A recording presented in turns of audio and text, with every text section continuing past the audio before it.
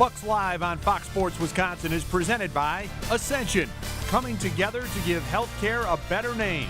We are Ascension. And by Hupy and Abraham, voted best, rated best. Hupy and Abraham, tell them you mean business.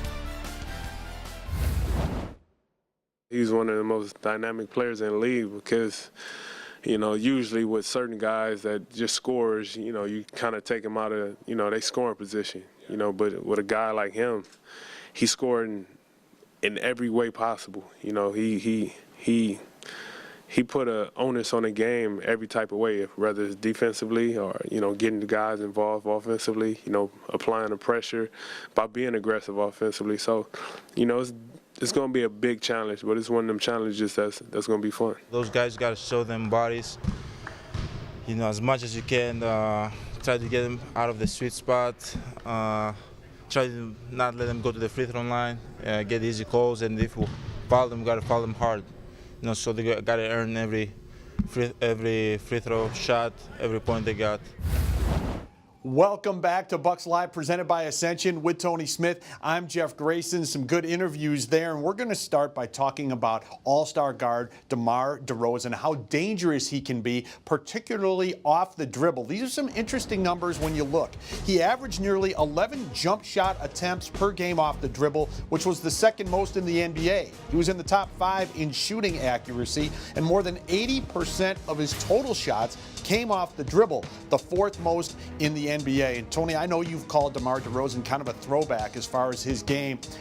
What are the Bucks' options in dealing with him?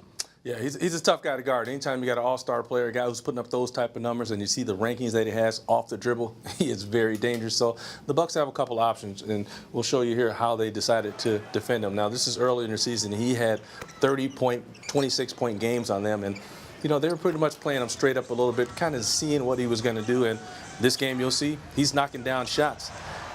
Later, in March, when the Bucks were playing well, DeMar wasn't playing so well. He wasn't making shots. You see the same type of defense played. Great defense there by Brogdon, right in his face.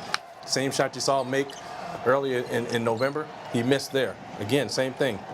Contested by Giannis, but he happens to just miss the shot, and that's what you get. Now you can see the other option here is we're just going to take it out of his hands. If he gets it going, you'll probably see them switch their philosophy on him and just get it out of his hands. Make him pass the ball, make somebody else beat you. And, you know, on this Toronto team, yes, they have capable shooters. Doesn't matter, though. They have options here, depending on what happens. And I think you'll see that change game by game and even maybe series play by play. Yeah, and when those shots go down, he can be extremely tough. Now let's go over to the Bucks side, and you have to believe that when the Raptors are looking at their priorities, they're looking at Giannis Antetokounmpo. And here's the breakdown on how they've guarded him. DeMarre Carroll has clearly been the guy who has guarded him the most. In fact, the minutes of Patrick Patterson, P.J. Tucker, Corey Joseph, and Jonas Valanciunas are still less combined than the minutes DeMarre has spent guarding Giannis. So what do you want to see from Giannis? Yeah, you know, they do have a lot of talented defenders, and they picked up a couple guys in Ibaka and P.J. Tucker. But for me, all that's irrelevant, Jeff. I want to see this guy be on the attack and be the aggressive Giannis that the Bucks want to see, and also me and the fans want to see. We want to see this guy on attack. We know he is dangerous in transition. This is when he's at his best. He's pretty much unstoppable. He's going to either get a bucket or a foul. But, you know, when we get into the half court, that's where you see the decision has to be made by Giannis. What do I want to do? And this is what I want to see right here. Go up top. Take no prisoners. Make these guys respect you, whether it be in transition or the half court. Here, another mismatch. Do not bail DeRozan out by shooting some kind of fadeaway or some kind of jump shot. Really take it to him and attack the rim. They cannot stop Giannis, Jeff, when he gets into that painted area. Too big, too long, too good. Do what you do best. Right. We'll see if Giannis can do that. All right, great stuff, Tony. Much more ahead here on Bucks Live, presented by Ascension, as we get you ready for Game 1. Bucks Live continues. Stay with us.